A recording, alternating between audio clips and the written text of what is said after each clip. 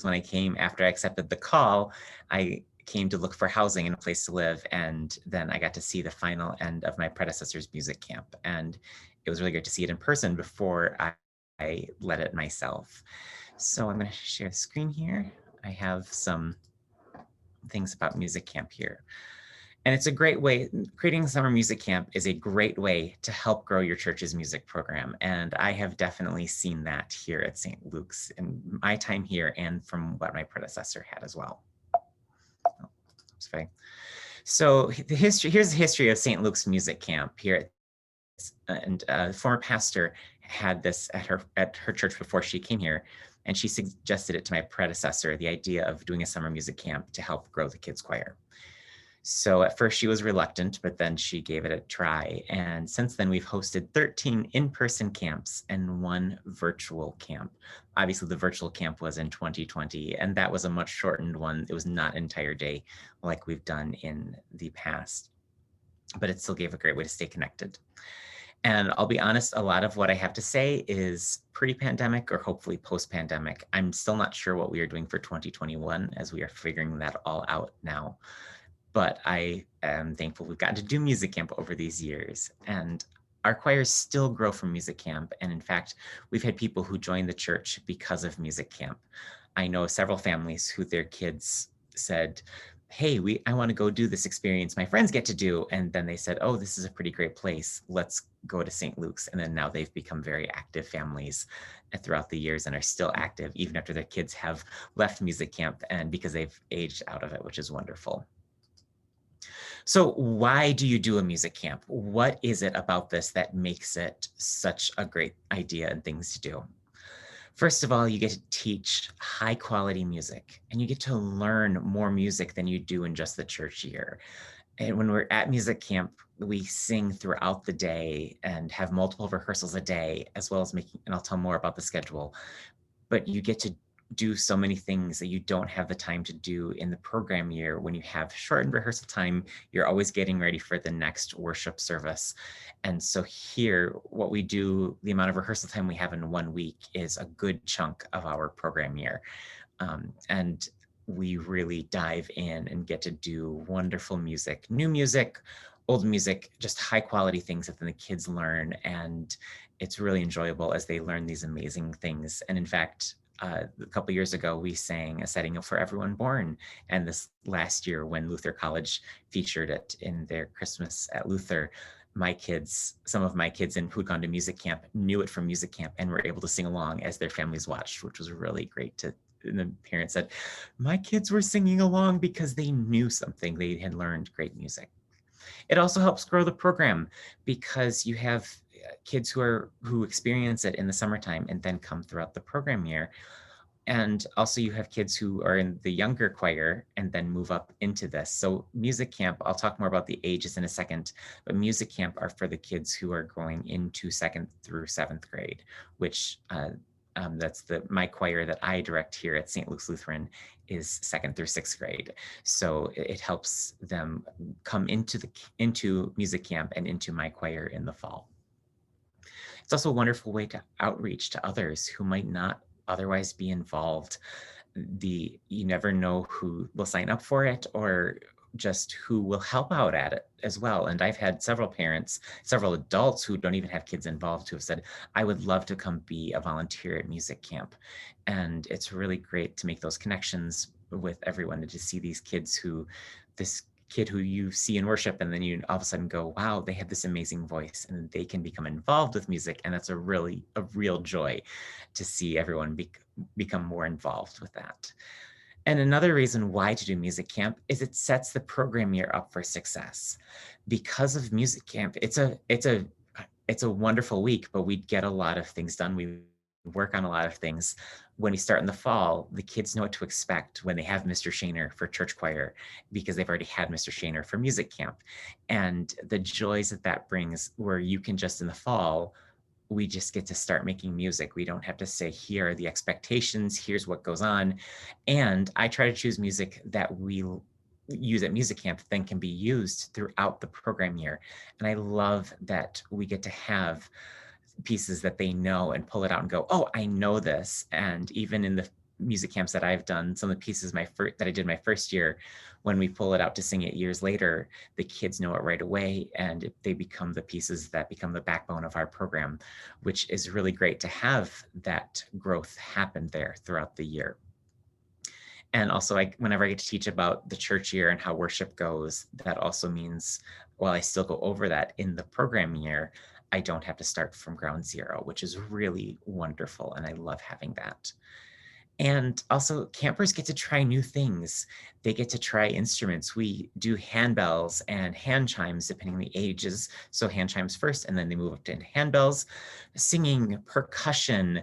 We do Orff instruments. We get to do so many different things, and that gives them a chance to try things and go, "That's really fun. I love that." Or, "Oh, okay, I get to try something new here." And the joy of getting to try those in a safe space where it's just trying it for a week. So even if they don't like it, which very rarely does that happen, but even if they don't like it, that then they can grow from that.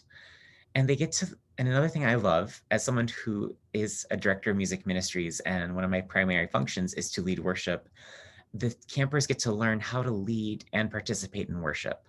So how it works here at St. Luke's is throughout the week, they learn all of the music, and then they lead worship on that following Sunday with all of the anthems that they've learned and the bell pieces, the chimes, percussion, so much more. But then I teach them throughout the week how to be leading worship and what that means. So we also go over the service music.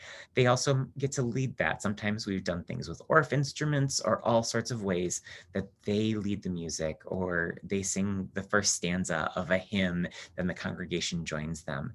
And they know how to lead worship well, and then they feel comfortable leading worship. And then that also then helps them in the pews. And that growth is really great to see, these elementary kids who know how to lead worship. They know how to use a hymnal. They know how to do these things. Another thing that's not on here, but another reason is it's great to make so much wonderful music with everyone and do so much. And in fact, my pastor, when he started, my senior pastor started 2.5 years ago, he said, "Don't you do VBS?" I said, "No, I do music camp."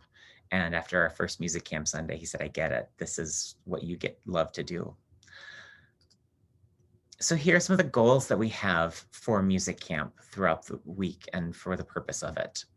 Like, it's to learn music for worship as a choir. The campers they don't do a performance. We lead worship. And yes, it is performative aspects of learning how to sing and how to do all of that, but it's not just leading worship. Well, it's leading worship and not just performing. It's not just a concert. And they get to experience, like I said earlier, experience other things: chimes, handbells, percussion, you name it. Whenever I can, we own a few Orff instruments, and then I have churches that we all collaborate, and I borrow their instruments. So the week before music camp, I drive around in the church minivan and go pick up Orff instruments, percussion, drums, you name it. And the kids get to use all of that, which is wonderful. And they love getting to use drums. I mean, who doesn't love to play a drum? And so we have like the really good, all sorts of sizes, and it just helps them. And they also then to learn to share the instruments and do all of that. It's really wonderful. And of course, when I can, I show them the organ, and they get to experience those sounds besides just hearing it in worship. Another thing that they get to do is they get to make friends of all ages. Our music campers, we have a morning session that we started in 2019 for those who are going into kindergarten and first grade. But then the full day is for those going in 2nd through 7th grade. Well, they get to make friends there at music camp. And some of them they already know from going to church together. But also I have an amazing group of volunteers who that's how music camp can happen. And the relationships that they make with these parents, with everyone, is huge. And so they then know more people in the congregation. And in fact, I've had one volunteer who she lives here in Waukesha, which is outside of Milwaukee, and her grandkids live in the Twin Cities. And her oldest grandson is able to come to music camp every year, and he gets to have a week with grandma. And they get to go, and so I have an amazing volunteer, and I have another camper, and it's a pro for everyone. And he gets a week with just grandma without his little sister. But then this year she'll be eligible to come if they can. But they get to have that week together. And then whenever he comes back to visit the church, he knows people here. I know him and he knows me, but also he knows other campers his own age.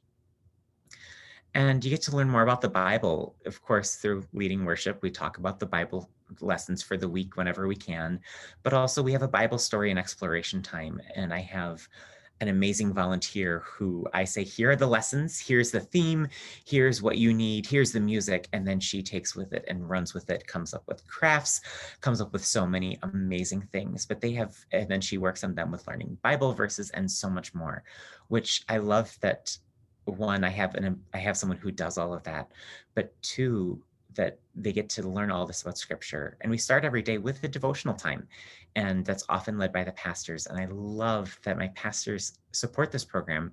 And also it's another way for them to have interaction with the kids and the campers, and they get to know the pastors better for that 15-minute Devo time at the beginning of the day.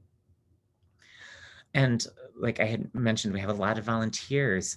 I love that we have so many volunteers, and it's the only way to make a program like this work, with having me as the one paid music staff here at the church, as so many churches have. I don't have a huge music staff to be able to do this all in-house, but I have great volunteers, both the adults of, some days it's retired people, some days it's the parents whose kids are at music camp.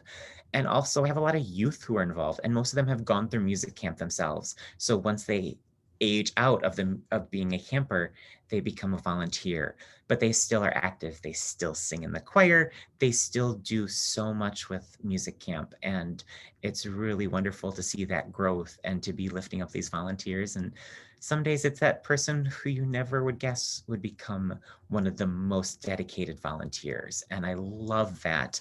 And even the adults are active in the rehearsals, even if they don't have the best singing voice. I don't care. They are in there. They are helping out because it's about making a joyful noise. But then they just do so much, and the volunteers make it. Well, I have a lot of work to do during music camp as the one running it. I couldn't do without my volunteers who are teaching, who are leading groups, who are driving the vans when we go on. We have afternoon field trips, and I'll talk more about that in a little bit. But they help drive the vans, they help drive the vehicles to do all of that. In fact, I have one volunteer who every year, she is the one, she knows what our field trips are and when. She organizes it, she organizes who goes in what vehicle. I just say, here's the list of students, here are the vehicles we need, here's what we've got. And she takes care of that. And she does a great job. And it makes my life so much easier that I can just say, here's everything that here's what you need. And then you know what to do. And so lifting up volunteers like that is just really wonderful. And it's great to get to know those people better as well. So I've mentioned a little bit about our age ranges. This photo is from 2019, which is the first year that we had the morning session and the full day session. And so you can see everyone's wearing the same t-shirt with their name tags that we provide for them. And the t-shirts they then wear on the Sunday worship. And so in the Friday, we take a picture with everyone with their shirts. So we have that. So here you can see everyone on the front, it has a theme, and on the back, it says St. Luke's Music Camp, or I've done it the other way with saying St. Luke's Music Camp on the front, and it kind of just depends on whatever I have. But the age ranges that we have are entering kindergarten and first grade. That's 9 to 11:30 for those mornings. And the person who leads that is the person who leads my morning, well, my 4-year-old through first grade choir, our angel choir. And she has a beautiful treble singing voice, which is great because they learn from a young age how to model healthy and beautiful singing. And then when you get to me, the one who has the changed voice, they don't have to wonder, like they have already heard that good treble voice. And then as they get older, then they can match when I sing down in my range better than too. And she is so creative. She just comes up with things for them to do and is just wonderful. And then the full day camp, which goes from 9 to 3:30, Monday through Friday, they're entering 2nd through 7th grade. And so we have a cap. I have not hit that cap because I've just, my first year was, my predecessor had been here a long time, and we did a building renovation, and a lot of kids had aged out. But we have grown every single year that I have been leading music camp. So as you can see here, there's quite a few kids. I think we had a cap of 10 for the morning session, and then a cap of 40 for the full day session. And then again, you can see so many of the amazing adult and youth volunteers in this photo. And there are many more who were not there and they had the photo taken, but it really cannot run without my amazing volunteers. And I'm so thankful for all of them. So here's what a typical day looks like for the full day session. We start every day with devotions, which I love doing. We have a small chapel here at St. Luke's, and it has it's filled with chairs. So before the week starts, the janitor moves all the chairs out. So then everyone comes and sits on the floor. The adults get to sit on chairs in the back of the room, but some get on the floor. But it also helps, just we have a good sized room that the kids can be in and we get to use. And so we have 2 choir rehearsals a day, one in the morning, one in the afternoon, and they're both about an hour long. And again, this is all pre-COVID and eventually post-COVID, we will get back to all of this. What it looks like for 2021, I have no clue yet. That's, the project for next week. But we have 2 rehearsals a day, and in an hour rehearsal, you can get a lot done with kids and with youth, and it's a very high-paced rehearsal, but they do it and they do really well. And it's really great to be able to dive in and make so much music with kids who want to be there. And I'm very fortunate. Most kids, to attend music camp, you have to want to be here, which really, so they're not just being told they have to come, I'm thankful for that. So in addition to rehearsals, we have a time of the day where we rotate. It's almost like a rotation where we have the craft and Bible story exploration time. Those are usually shared within the same time, within the same group, where that goes along with the theme that we have, and then the daily theme that we might have as well. And then handbells and hand chimes. So in our music program here at St. Luke's, if you are in 2nd and 3rd grade, you do hand chimes, and then 4th grade up, you get to move to handbells. So the corresponding ages for music camp is where they get to do that. So, if they're going to 2nd and 3rd grade, they do chimes, and then 4th grade through 7th grade, they do handbells with me. Another great thing about that is then again, kind of with learning music for the program year for choir music, we also have learned that the basic bell technique. I get to cover so much of that during music camp week because I have so many of my campers then do the choir program in the year, whether it be just the vocal choir or bells or both, but to have that base of they know what to do, they know how to do everything means when we start in the fall, there's less reminding and less starting from the very basic. It's only been 5-6 weeks since they last touched the handbell, so they know what to do. We also have time with percussion or instruments. I've often led that the last couple of years as we've been figuring things out and learning and growing from that. And so the kids love getting to use we have a couple of bass xylophones when I borrow from all of my friends and colleagues, and then they borrow from me. I'm very thankful to have colleagues where I can do that. So we have a time with that, and they love getting to do, we've done sorts of it's also a great way to build rhythm and grow on that with their skills with the percussion and the Orff instruments. And a lot of the groups will get to play them in worship. And I've even had groups lead hymns with the Orff instruments, such as All Who Hunger Gather Gladly. That is a wonderful hymn to use with Orff instruments. So I have them doing different patterns and learning things, and they all rotate instruments. Near the end of the week, we start to solidify some things to know who's going to be on what. But they're not just assigned, here's your one instrument. So they get to try everything. And I do mix it up so that they get to so it's not just the same person on the same thing all the time. We also have a snack time. I provide the snack, and that's part of their tuition that they pay, but we do healthy snacks. I started that soon after I took over. And honestly, so I look at allergies when I send out the registration form. I will ask if there are any allergies. So then I, of course, avoid those. But I do healthy snacks. And honestly, some days it's whatever is on sale when I go to Costco to buy snacks for, 30 plus people. But we do, popcorn, string cheese, yogurt, apple slices, carrots, and ranch, things that are all kid friendly. And I do double check with a couple of close parents that I know who I can say, how does this sound? Avoiding nuts and things like that, but it works really well. And in fact, the kids, they may not have a preference of everything that they love, but there's enough there. And we only have one thing a day, but they have a snack time that we provide for them, and we make it a healthy snack. They also get to have social time, and that's huge for them. And it also gives them a brain break when we are working so hard through the entire day. The kids have to bring their own lunch, but then on the last day, on the last Friday, we do provide them with a pizza party. And so they get very excited by that. And then also, in addition to pizza, we put out the leftover snacks, and there's very rarely anything left over by the end of the week. We also have a field trip, and those are some of the kids' favorite parts, and they are an enjoyable thing. And like I had mentioned, we have the volunteer who organizes so much of that. Um, but the kids love the field trips, and we local things. Um, and so, like I mentioned, we start every day with devotions. So the field trips, what we do is they're always in the afternoon. Monday, we always stay on site. We don't go anywhere because that's our chance to get to know each other better. So we do activities where we get to know each other. My first year, our theme was make a joyful noise to the Lord. And so we Skyped with someone who was leading a music school. And then this in 2019, our theme was a place at the table. So the kids helped make the communion bread for worship. And so I oversaw that. And the younger kids, I more said, here's what we're going to do, when they helped with some things.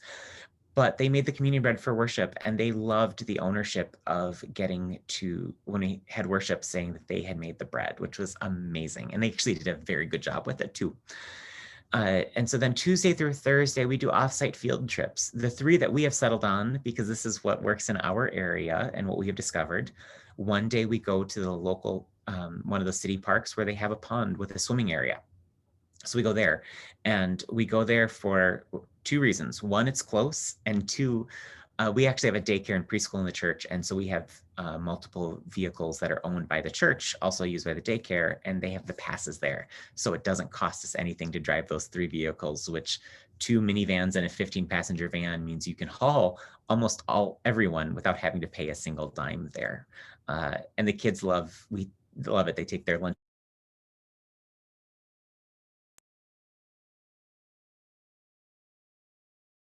water and then go swimming for a long time. We also go bowling and we go mini golfing. They get to get one round in each. The mini golf, we take over the entire course and go from there. Then Friday, we walk to a local nursing home and and then go sing with someone for the residents at the nursing home. And it's also another way to practice our music for Sunday. We get to do an activity of some sort with the people at the residence there. And it's really wonderful to see them working with the people in the nursing home, but also it's a really great multi-generational experience. The morning session for the younger campers typically does not include the field trips, but it is a lot of the same sort of things. They do sing with us on one or two pieces, and they have snack time and devotional time with us. But then they get to make their own crafts and have their own Bible stories and do things like that, which is really a great thing. So here are some additional considerations as for some of the logistical side of starting your own music camp. Have a permission slip. We take a registration form and that we send out to everyone in the congregation who is of that age. But then also that's kind of the blanket permission saying they have permission to do things, to do the activities involved. And we spell out what everything is. And so to have those permission slips, also have, can you use the photo of my child? So that helps to know that any photos we take and put on the church's social media, website, etc., we are allowed to do that. Field trips, you do need transportation and drivers, and I'm fortunate to have enough enough adults, excuse me, the youth do not drive the vans, but to have enough adults to do that, and then having 3 large vehicles just owned by the church really does help. But it really makes a huge difference to have that, and I'm very thankful for that side of it. Snacks, make sure when you provide a snack, make sure that you get things that are allergy friendly. And the kids have never once complained about having healthy snacks, but it's all fun things instead of having, junk food. And I mean, we all love junk food. Yes, I get it. But to have a healthy snack it really helps them get through the day too. And they don't complain because this is what they have. We also make name tags. First several years, we did paper name tags, and the kids would write on them, have fun with them, and be kids with name tags. I get it. And then a couple of years ago, actually in 2019, I said, wait a second, let's buy name tags. So I have a stash of name tags, and then they don't write on them, and then we get to reuse them. So we're also not using all of the paper ones that way instead. But it also helps identify them, and we collect them and then reuse them day by day. And then obviously we will reuse the name tag holders when we can. And then whatever your group size limits are, make sure that they can fit within what you do at your own building. For us, we have found that 40 is the max of campers that we can have in the music room, throughout the building, and then for what our resources are. Then we discovered 10 morning campers for the younger ones. Their room is much smaller that they use. So to know what your limits are is really important, because that's how you can make this happen. And you don't want to overload. You don't want to say, oh, we can take this many, and then find out you can only do 2/3 of that. So we do collect a fee for this. I forgot to put it in this I forgot to put it in here. But we said $25 for the morning session. That helps cover any craft supplies that are needed, music, et cetera, et cetera. But then also for the full day session, it's been $50 for the first kid in the family, and then $45 for the second, and $40 for the third kid in the family. And then that's as far, I think we've only had up to 3 kids in a family per se, but that helps cover music costs. That helps cover the snack, the pizza for the end of the week. Also helps cover the crafts, and then their t-shirts as well. The great thing about music camp, because I buy music that I can use throughout the church year, is that music helps my church budget go further, because I don't have to purchase as much music with the church's budget money, because we already purchased it for music camp. And I try to do things that I would use for more than a one-time thing with music camp. So that always makes our finance person very happy when she knows that the music that I purchased for music camp comes out of that, and then saves some money out of the church budget. So the culmination of the week of our music camp is Sunday morning worship, where the campers lead worship. And we work hard throughout the entire week, but as you've heard, we get to have fun with doing the swimming and the bowling and the mini golf, and we laugh a lot throughout the week. And the kids, I'm very fortunate. I've had so many great kids come through music camp. And so Sunday morning worship, we lead worship and also present all the music that we learned. So in this photo, you can see the campers all in their green shirts. Each year is a different color. Just so happens the photos that I had available were from 2019 with wearing their green shirts. We've done it's really fun. The kids love guessing whatever color t-shirt we're going to have this year. And it becomes very much this, oh, what's the color gonna be? Well, we had this last year and that 2 years ago, so it's gotta be. It's really fun to hear their logic and to figure it out. But they all wear their shirts throughout for that Sunday as well. As you can see them all in the choir loft there. You can also see in front of the choir area, in front of the piano, all of the Orff instruments that are up there that some are ours, some are borrowed from other churches. And you can kind of see a little bit behind the communion railing, all of the drums. We did use the drums actually as the postlude that year. So they did some fun drumming things and had a blast. And then the chimes are on the right side in front of the pews. And then the bells are in the balcony with the organ, which is where I took the photo from. And one thing that I love to do, I love teaching them how to use the hymnal. And they love learning how to use the hymnal. And they're happy to know how to use it, which makes me really glad to see them then using the hymnal throughout the year. We do what I call hymnal races, where I say, I'll say, okay, close your hymnal, keep it right here, and then turn to, and I'll say a page or a hymn number, and they have to flip to it to see who gets there the fastest. And so I also teach them how to respect the hymnal, so they can't go ripping pages, doing things like that. But they have fun doing that and look forward to those hymnal races, and they get to know what's the difference in the ELW between a page and a hymn. Is there a difference? Oh, there is, and what does that mean? But then also they learn to sing and use the hymnal, which is really wonderful. So the music camp theme may or may not fit the lectionary each year. Some years when I'm choosing a theme, it may come off of aha, it's a certain event is coming up or a certain thing happened, such as, in 2017, the 500th anniversary of the Reformation. Well, our theme had to be about the Reformation in music and Luther. So our theme was Luther's lingo, we are called to sing. So the shirts that year were red for Reformation, even though it was the middle of summer. But it might fit in the lectionary some years, or it might go, aha, I have this piece of music, let's do something with this. Or it might just be something that they need to hear. So our 2019 theme, which is the green shirts, was a place at the table. And then kind of the theme hymn was For Everyone Born, a place at the table, which is where the line came from. But also teaching them about inclusivity and welcoming others. And it was a really great learning opportunity. And we talked about including others and in ways that they could understand and relate to. And they got it. Our kids get it, which I was very thankful for. And some days that one random anthem that I chose that fit the theme is what ties it in with the lectionary. And you don't realize it until you hear worship and you go, that's what it is. So you can also change the readings for the day if you want. We just usually use what the lectionary is for that day. And so the anthems are sprinkled throughout, as are the bell pieces, the chime pieces. So from beginning to end, it's the kids leading worship, and which is really great. Like I said, everyone's wearing their music camp t-shirts, but then we also wear long pants. So I tell them jeans, black pants, I don't care as long as they are long, because we are up front leading worship.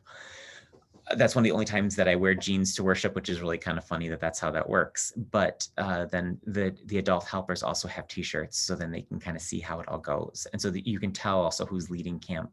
But it just really helps give that unification, and the kids love having their t-shirts. And I know that in the past, some kids have used those in quilts and whatnot over the years. And so I just do a simple logo. Honestly, I usually create it on like some online t-shirt creator, and then we have a local company make them for us. And it's really, then I just go pick them up, and then they get their shirts on the last day. And then that way they don't have to get them, we keep them stored away throughout the week. But it's just one of those practical things to wear long pants is just easier. There's no dress code issues then either of just saying long pants, preferably jeans, just dark color, but that's what you do. So that's, just one of those small things you don't think about. But the kids get to have communion. We've had 2 Sunday services in the past. And so they lead worship at those days. They have a chance to take communion. They have a chance to be very active in worship, and they do really well with that. And then between services, we have a room where they can go, like down to the music room. We'll have a snack for them, have things so that they can rest and relax before going and doing it again. And and the volunteers help me with that so much. I'm so thankful for that. So I've said so much about what we do here at St. Luke's, but how do you lead this in your own setting?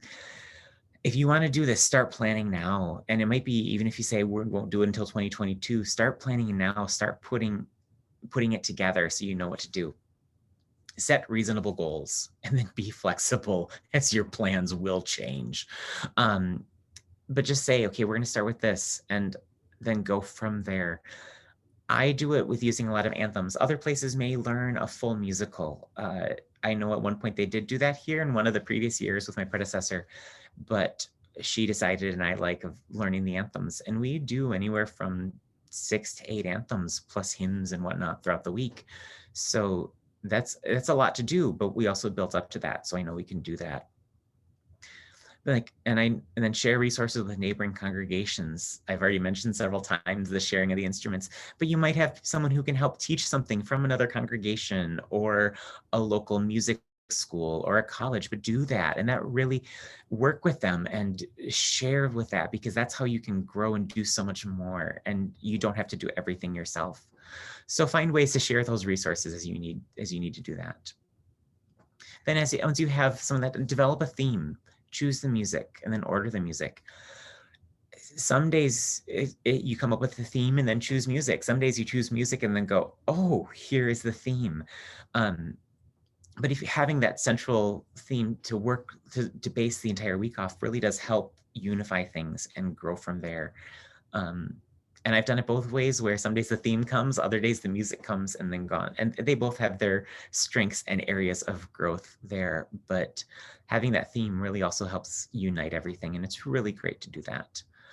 Then send registration forms to the age groups. From there, when you send those out, when you send out the registration forms, what we do is we send them out to everyone who's on that age group on our mailing list, and then also to those who have done music camp before. I email the families of previous music camps. Email is, as much of as we do of it, especially in the last year, I send emails out saying, here's what's going on to the families that they've registered, and throughout the week, and as a reminder for the upcoming Sunday worship. But send those registration forms out to everyone who's in that age group. Church offices have those mailing lists. Send that out, and then that way you never know who will apply. And by apply, I just mean fill out the registration form. And then I just keep track of in what order the forms come in, and then we go from there. You can also apply for a Thrive in Action Team grant and other local grants to help with expenses or new instruments. The drums were purchased by a former colleague at one of the churches with using a lot of those Thrive in Action Team grants. She built up her percussion and drum instruments and did them. And then I am the benefit of that all these years later of her having done that work. But then we have used them for music camp as well and purchased other things throughout that as well. Explore foreign languages with the choral music. Kids do really well with languages and adapt and learn them so quickly. And I'm so thankful for that. And they love singing in foreign languages and getting to learn things and grow from that. They love to be able to say, I learned this language. I learned to sing in this language and do this and do that. And then it also helps show others that it can be done. And they really enjoy singing in the foreign languages and doing all of that. And they love that challenge. Then you have to make sure you're prepared in that language beforehand. But then once you are prepared and can teach it to them, they absorb things so quickly, and then they do that. One thing I have not mentioned is we do memorize our music throughout the week. They can memorize that much, and it also helps. Well, since I've been here long enough now, there's the occasional piece that repeats both in music camp and throughout the program year and vice versa, but they memorize and then they lead worship by doing that, and it actually goes, they do a really great job. And you never know, that one piece that you thought was gonna be the challenge piece, they pick up really quickly. Another time that piece you go, oh, they'll have this down, they to work more on that. But they do it, and they are up for the challenge and do really well. And I'm very thankful for that. So those are a lot of those logistics, and also lifting up volunteers. I cannot stress enough that volunteers are how you make this happen. And they really make it go so much better.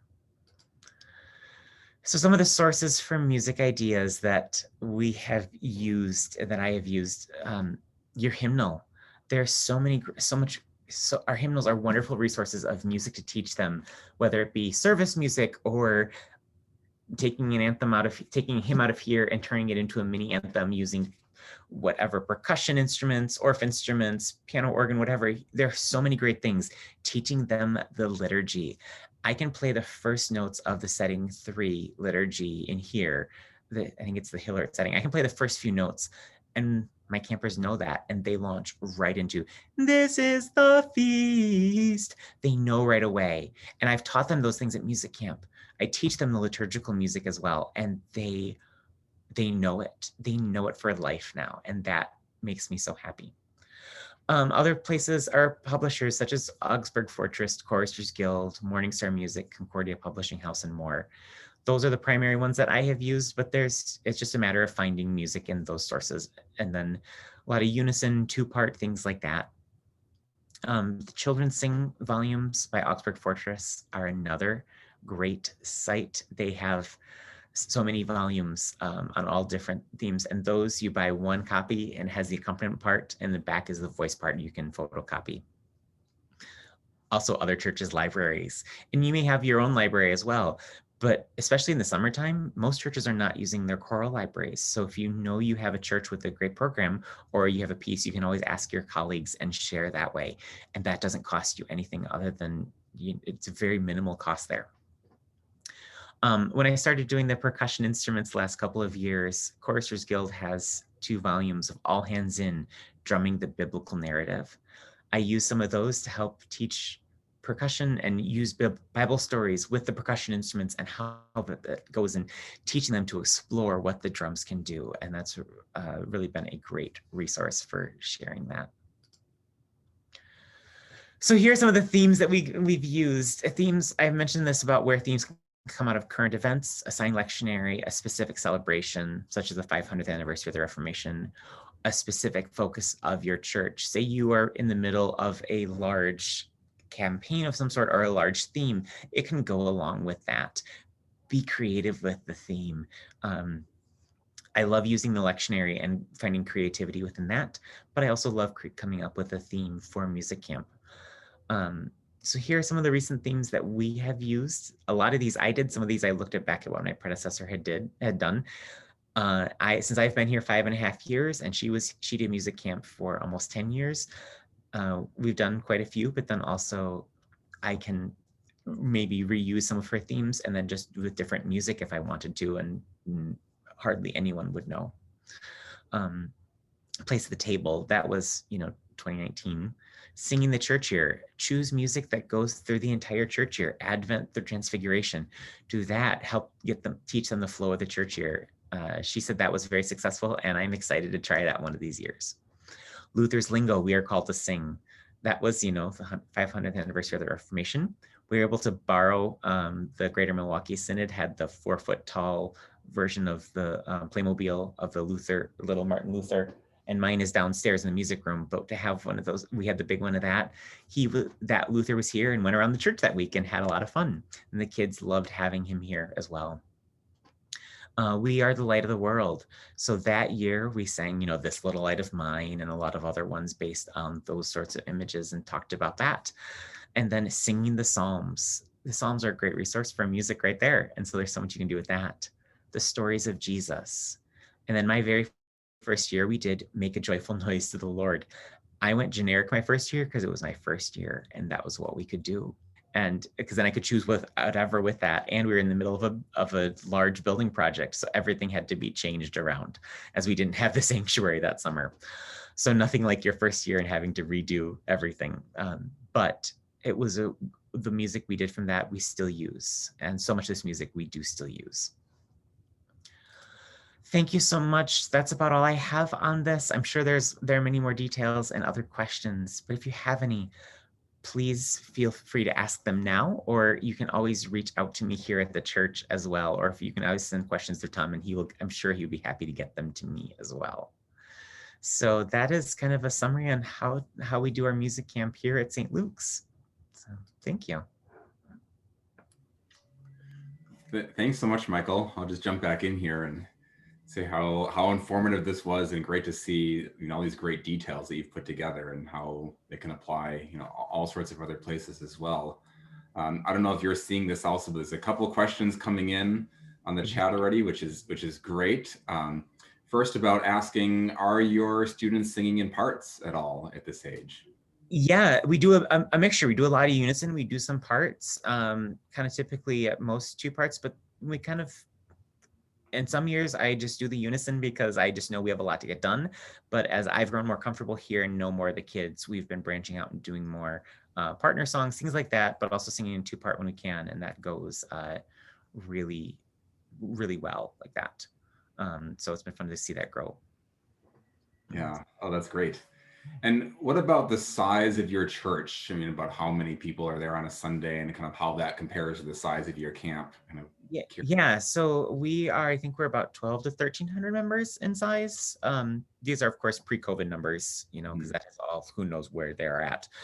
And then we would typically worship on a weekend. Average weekend is a little over 300 a weekend. And summertime, that's obviously a little lower. And then how many kids in the various programs? In my choir, I've had anywhere from 8 to 16 just in the choir.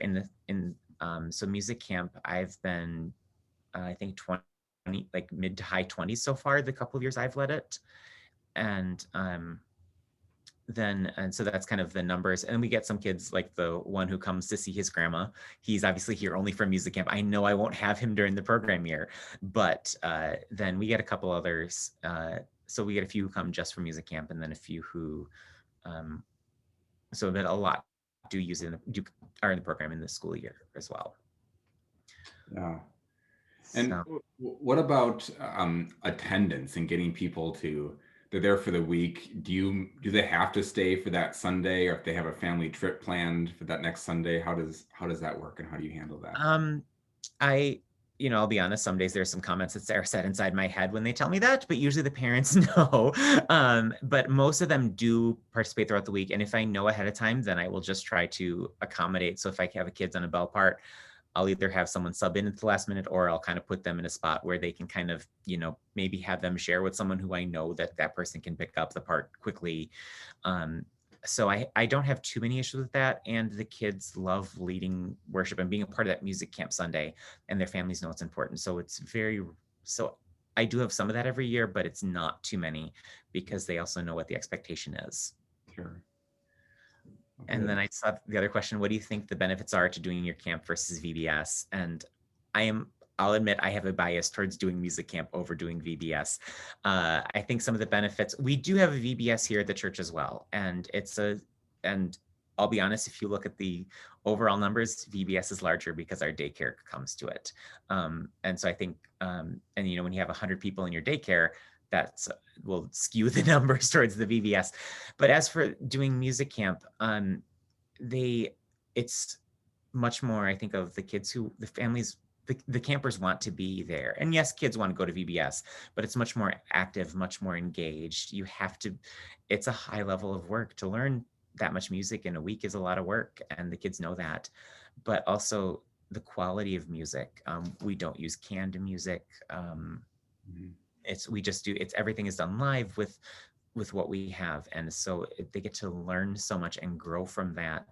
But also it's just the high standard that we do. I had mentioned briefly the story with my pastor. He was like, but you grow your music, like, don't you grow your music program by leading music at VBS? I said, no, me standing up there helping sing along to a video doesn't do the same thing as me doing music camp. And what the kids do really shows that, of the amount of music that they do and the quality that we are able to do through music camp. I am a huge proponent of it. I never questioned doing music camp when I heard about it when I came here, but then having seen it and seen the growth there, I love what we were able to do through music camp, and with getting to learn so much music, and then the interaction that happens with doing the bells and the percussion and doing so much. And everything's done in the building. So they also know the building here as well, other than the field trips, but they get to respect the building, but also just be here and be involved in the church's life. And they have much more engagement than just going from, one VBS session to another. And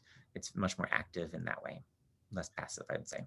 Well, it sounds like they really take ownership then over the music, and it's their own, that they then can share. Yes. Immersed in that, right? It's not something that they're an audience member of, or a participant, or a classroom participant of, but it really becomes them. Yeah, it's very much active. They take great ownership in everything that they do. And even just seeing when we have the devotional time in the morning, I don't get to be in the Bible story and exploration time because I'm leading other sessions with bells and percussion and whatnot, which is really sad because I love getting to see, and I would love to be in that Bible story time. But even the devotional time with the pastors, they participate, and they'll ask questions, and they will answer the pastor's questions. And I love that and I love hearing their brains work. And sometimes we'll ask questions, they're like, well, this is what you do, especially when our theme was a place at the table and talking about not being invited. And it was they all understood that it's, we need to not bully, and we need to treat people with kindness and with respect. But to hear them, I sat back and went, they get it. They get it. And that was very heartwarming to see, and to see that they are using their intellectual skills and thinking, and also just, and not just the answers of, like, what's the answer to this? Well, Jesus. Yeah. Well, 95% of the time in Sunday school and in church, the answer is Jesus. But they actually think about it and actually answer and listen. And it's, even from a young age, they get it and understand. And that really makes it so worth doing. Yeah. Oh, well, that's great. Well, thanks so much again, Michael. Really appreciate you sharing all this with us. And I think there's a lot for us to absorb and come back to. So I will send a recording of this webinar around to everyone who registered, so you have a chance to review it again and share it with others who might be interested in the same topic. So thank you everyone again for joining us and taking some time out of your Monday afternoon. Thank you again, Michael, and we look forward to seeing you at a future webinar or other LSM program. Yes. All right, have a good rest of your day, everyone. Have a great week. Bye.